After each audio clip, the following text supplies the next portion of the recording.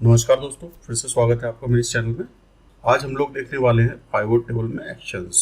Actions मतलब clear, select या pivot table को एक शीट से दूसरी शीट या सेम शीट पे दूसरी लोकेशन पे मूव करना। ओके,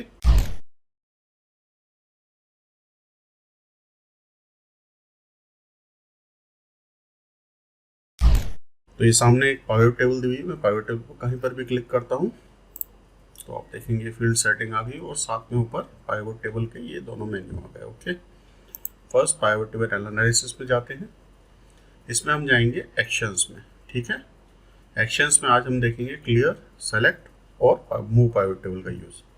तो सबसे पहले यहाँ पर क्या करते हैं, कुछ फिल्टर्स लगा लेते हैं। ओके, तो रीजन में ये डेटा लगा लेते हैं नॉर्थ रीजन का।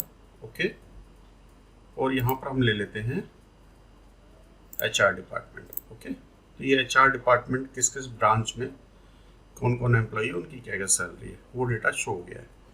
अभी अगर मुझे फिल्टर हटाना है तो क्या करना पड़ेगा, सिंगल सिंगल फिल्टर पे जाके ये से हटाने पड़ेंगे। यहाँ से सेलेक्ट ऑल करना पड़ेगा।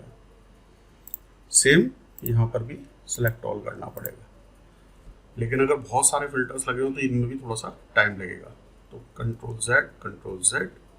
अब ये फिल्टर्स मेरे लगे हुए हैं। वापस से मैं जाता हूँ यहाँ पर पाइवट टेबल एनालिसिस में, एक्शंस में। सबसे पहले ओपन करता हूँ क्लियर को। इसे ओपन कर दिया, आप देखेंगे सबसे पहला ऑप्शन आ रहा है इसमें क्लियर ऑल। ठीक है, तो क्लियर ऑल को मैं थोड़ी देर से दिखाता हूँ। अभी पहले देखते हैं clear filters, second option. Okay, तो क्लियर फिल्टर पर जैसे ही मैं क्लिक करता हूँ आप देखेंगे जो भी फिल्टर लगे हुए हैं सारे क्लियर हो गए। ठीक है, अगर यहाँ पर भी मैं स्पेशली ये 3 मैंने सेलेक्ट किए, ठीक है, और मैं वापस जाके क्लियर फिल्टर करता हूँ तो भी हट गया। ओके, तो इस टाइप से अगर कोई भी फिल्टर लगे होंगे, चाहे वो आपके यहाँ से आपने लेवल्स पे लगा रखे हो, ठीक है, या फिर फिल्टर्स यहाँ वाले फील्ड्स में से लगा रखे हो, वो सारे फिल्टर आप वन गो में आप हटा सकते हैं। ठीक है दोस्तों,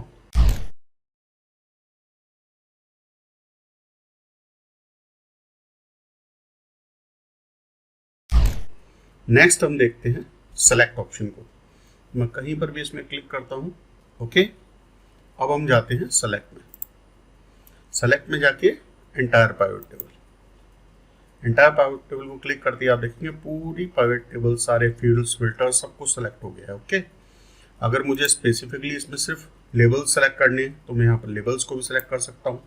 ठीक है, और अगर मुझे सिर्फ वैल्यूज सेलेक्ट करनी है तो मैं सिर्फ वैल्यूज को भी सेलेक्ट कर सकता हूँ, और मुझे वैल्यू और लेवल्स ही सेलेक्ट करने हैं तो मैं उनको भी सेलेक्ट कर सकता हूँ, या फिर एंटायर पाइवट टेबल। ओके, अब मैंने पूरी एंटायर पाइवट टेबल सेलेक्ट कर लिया है।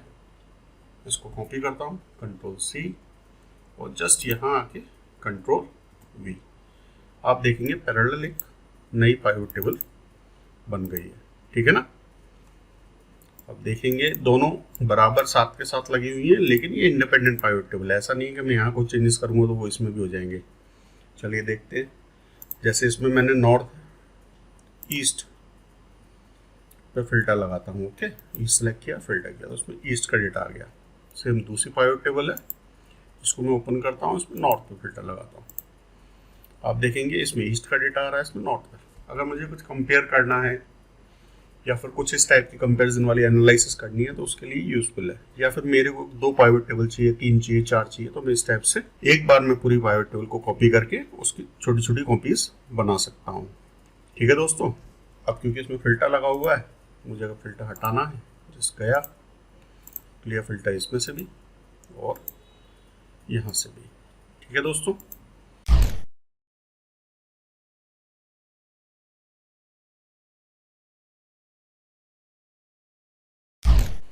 अब मान लीजिए मुझे ये पाइवट टेबल मूव करनी है। ओके, मूव करनी है कैसे, तो पाइवट टेबल अगर मुझे मूव करनी है तो मैं पाइवट टेबल पर कहीं पर भी क्लिक करूंगा। ठीक है, और मैं थर्ड ऑप्शन लूंगा मूव पाइवट टेबल। जैसे मैं क्लिक करता हूँ मेरे से ऑप्शन पूछता है कि एग्जिस्टिंग शीट के अंदर ये कहीं मूव करनी है या फिर मुझे न्यू वर्कशीट पे लेके जानी है। तो मैं से न्यू वर्कशीट सेलेक्ट करता हूँ, जस्ट ओके क्लिक करता हूँ, तो आप देखेंगे ये नई पाइवट टेबल नई शीट पे आ गई है। ओके, इसका अलाइनमेंट सही कर लेते हैं। ठीक है दोस्तों, और वापस जाके देखते हैं पाइवट टेबल, तो यहाँ से ये हट गई है। ओके दोस्तों, इसका फिल्टर अगर मुझे हटाना है, जस्ट मैं गया क्लियर फिल्टर। ओके,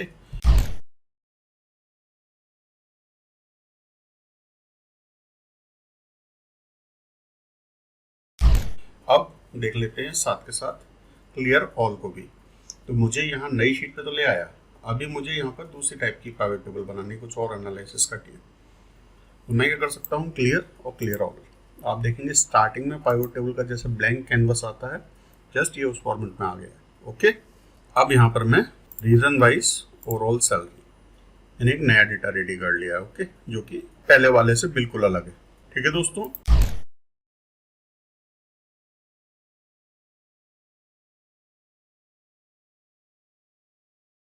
जैसे मैंने कॉपी करके आगे लेके आया था, तो सेम पाइवट टेबल है। मान लीजिए मुझे यहाँ पर कोई कॉलम इंसर्ट करना है, या मुझे यहाँ पर 2 कॉलम छोड़ के यहाँ पर अपने डी कॉलम सी कॉलम से मेरे को पाइवट टेबल को स्टार्ट करना है, तो भी मैं जस्ट मूव कॉलम पे क्लिक करूँगा।